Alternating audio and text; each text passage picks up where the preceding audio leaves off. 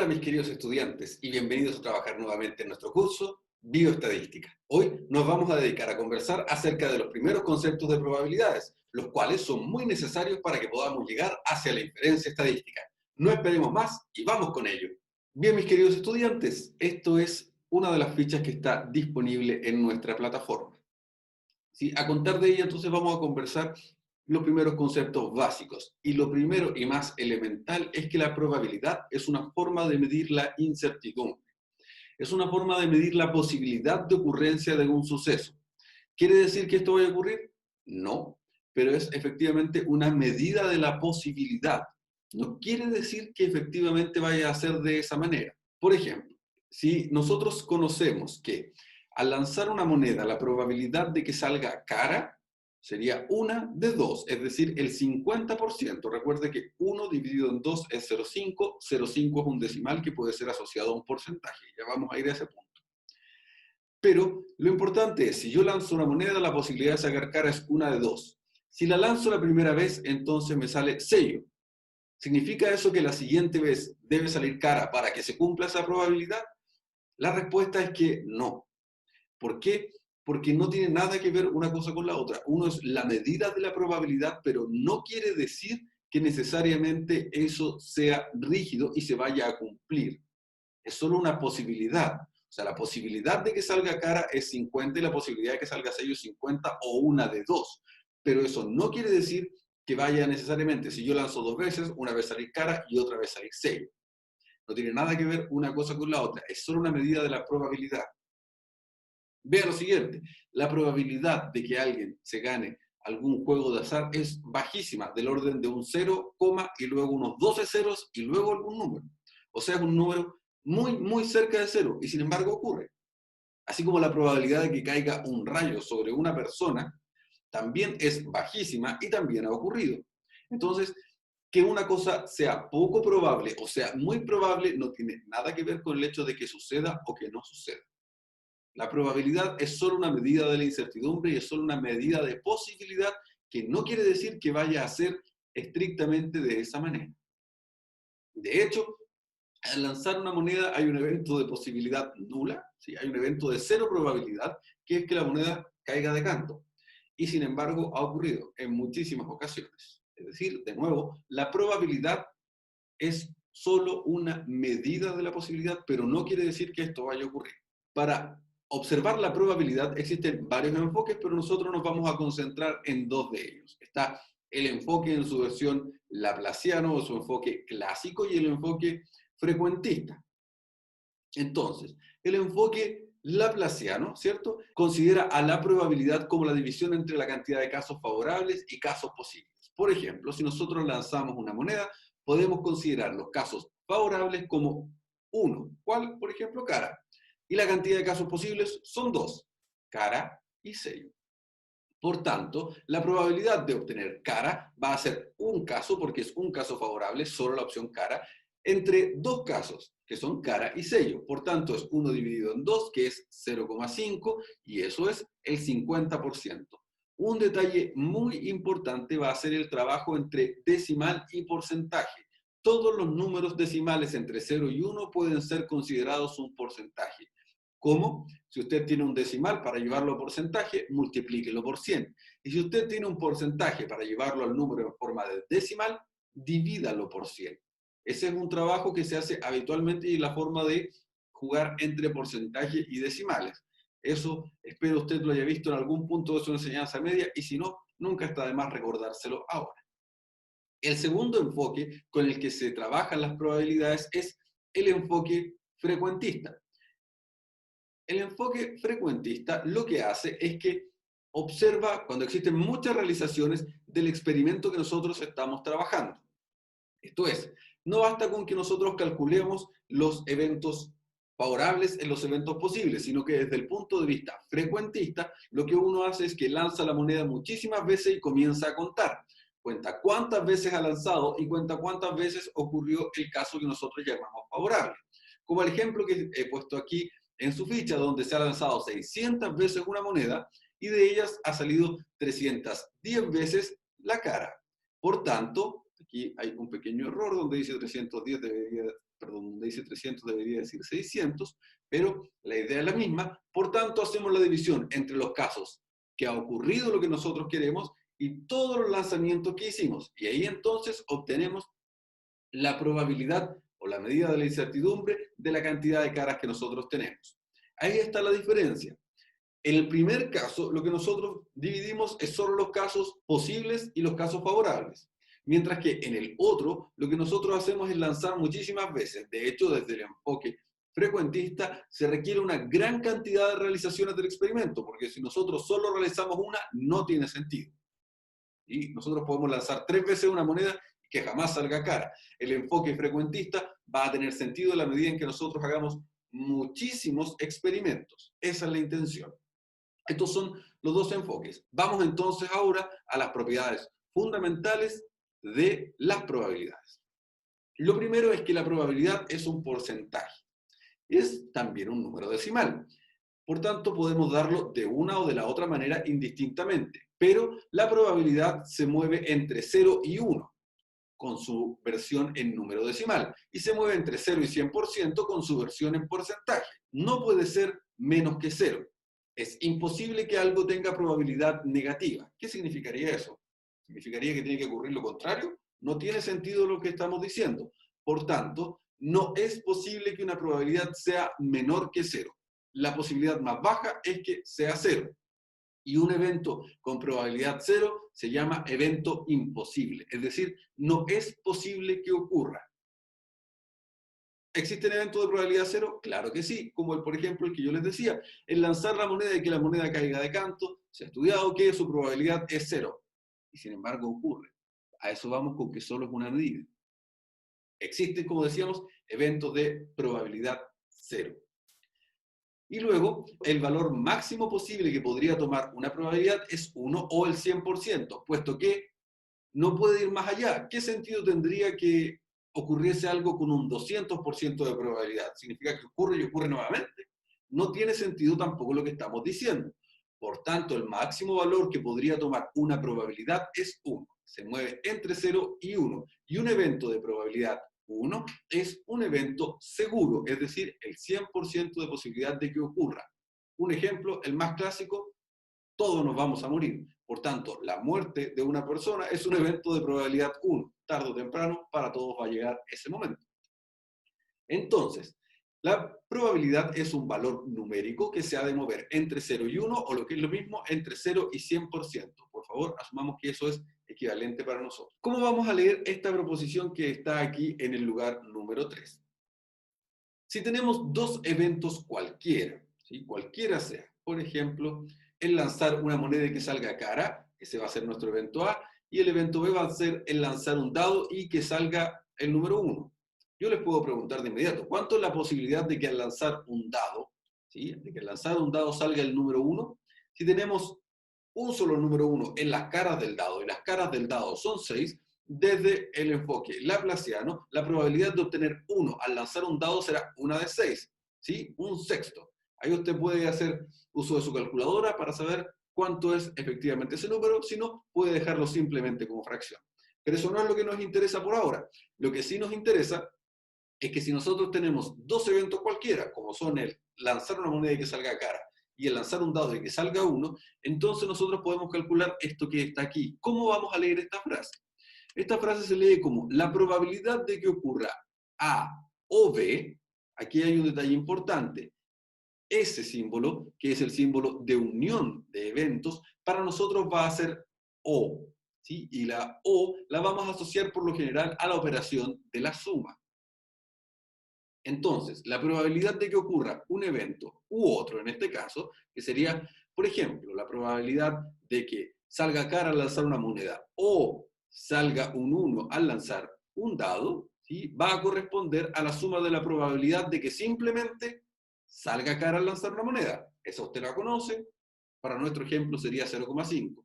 Más la probabilidad de que simplemente salga un 1 al lanzar un dado.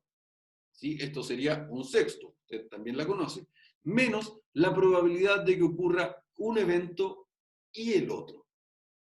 Este símbolo que está acá hacia abajo se llama intersección de conjuntos, pero para nosotros, dentro de las probabilidades, lo vamos a asociar al I.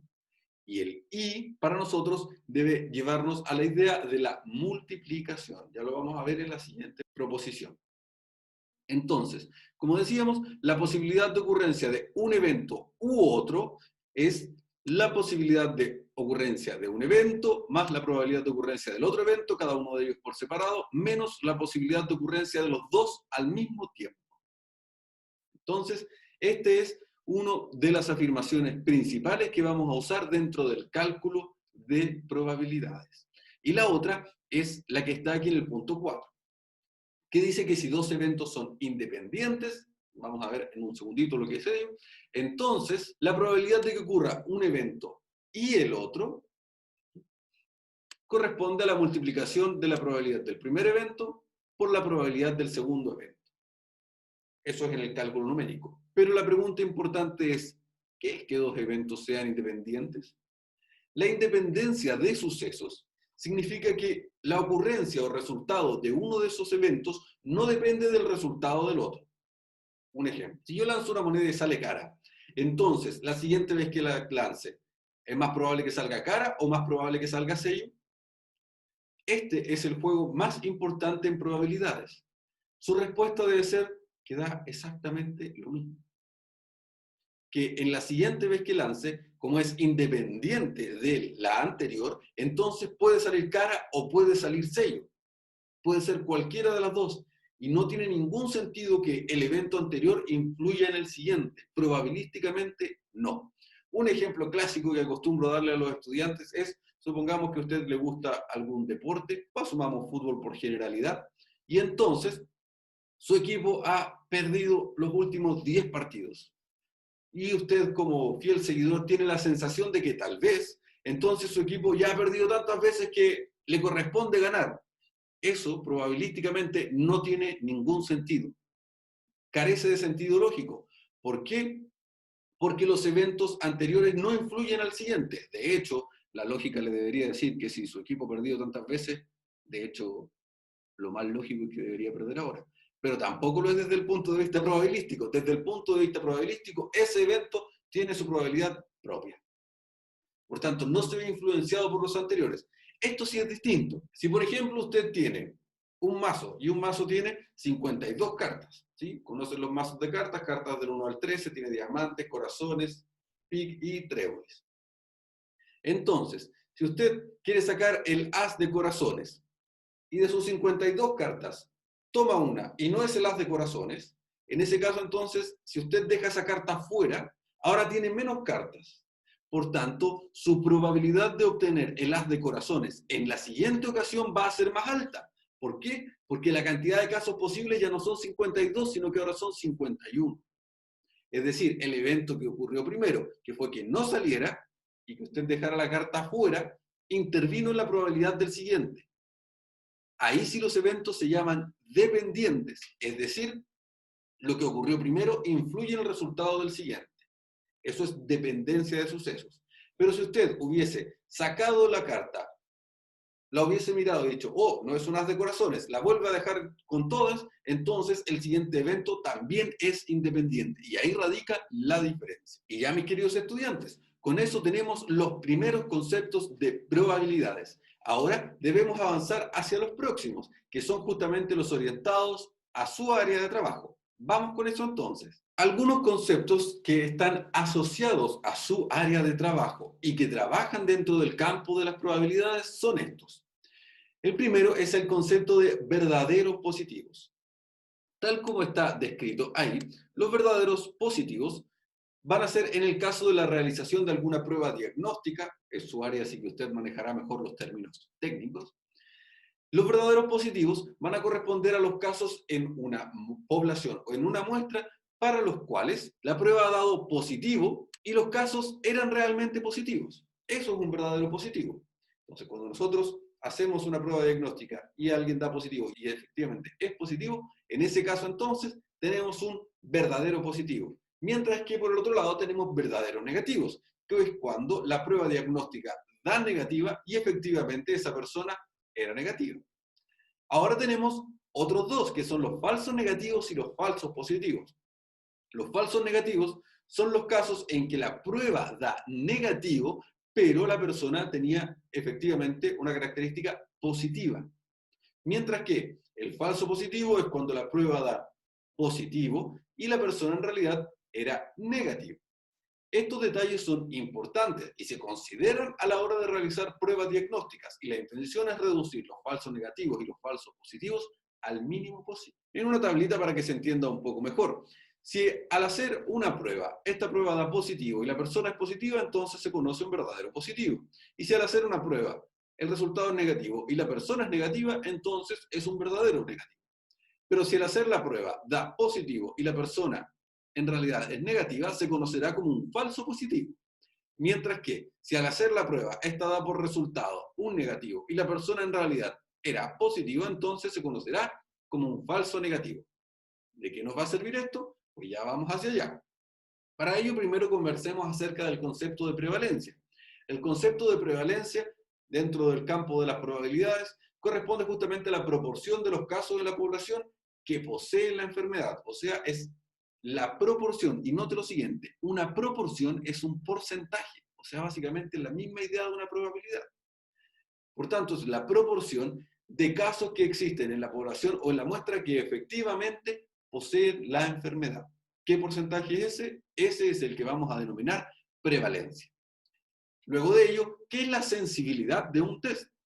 La sensibilidad de un test corresponde justamente a la posibilidad de calificar correctamente un caso enfermo, es decir, que sea positivo si es que nosotros lo llamamos positivo, o que sea negativo si es que nosotros lo llamamos negativo. Como decíamos, la sensibilidad es la probabilidad de clasificar correctamente a una persona cuando está enferma. Y eso nosotros lo vamos a calcular como la división entre los verdaderos positivos dividido en los verdaderos positivos más los falsos negativos. ¿Sí? Los falsos negativos. ¿Qué es lo que estamos haciendo? Con ello estamos calculando la capacidad que tiene un examen o una prueba para detectar efectivamente una enfermedad. Mientras que en el caso de la especificidad, vamos a llamar especificidad a la probabilidad de clasificar correctamente a una persona cuando está sana, o sea, decirle que está sana efectivamente cuando esté sana. Y eso va a corresponder a la división de los verdaderos negativos dividido en los verdaderos negativos más los falsos positivos. Esos dos son los cálculos correspondientes a la sensibilidad y a la especificidad. Por último, tenemos dos conceptos importantes que vamos a usar. Uno de ellos es el valor predictivo positivo. El valor predictivo positivo corresponde a la probabilidad de que una persona esté enferma sabiendo que dio positivo. Que, ojo, no es lo mismo que dijimos antes. La sensibilidad es la probabilidad de clasificar correctamente a alguien que esté enfermo. O sea, que llegue alguien enfermo y nosotros efectivamente lo llevemos o lo clasifiquemos como enfermo. Mientras que el valor predictivo positivo, ¿sí?, es la probabilidad de que una persona efectivamente esté enferma sabiendo que la prueba dio positivo. No son exactamente lo mismo. Es importante que haga la diferencia ahí. Y el valor predictivo positivo corresponde a la división entre los verdaderos positivos dividido en los verdaderos positivos más los falsos positivos. Por el otro lado, el valor predictivo negativo corresponde a la probabilidad de que una persona esté sana sabiendo que dio negativo. Entonces, su examen dio negativo y cuánto es la probabilidad de que efectivamente esté sana. Eso corresponde al valor predictivo negativo y en la división entre los verdaderos negativos divididos entre los verdaderos negativos más los falsos negativos.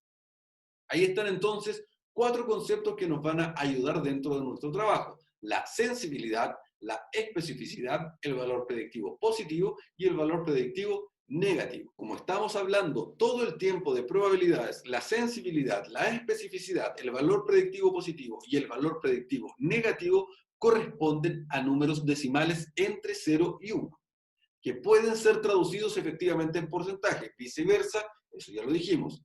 Pero efectivamente son números que se mueven entre 0 y 1, son solo decimales. Si uno de estos valores por alguna razón a usted le diera más que 1, su trabajo está equivocado. No es posible que dé un número fuera del rango entre 0 y 1.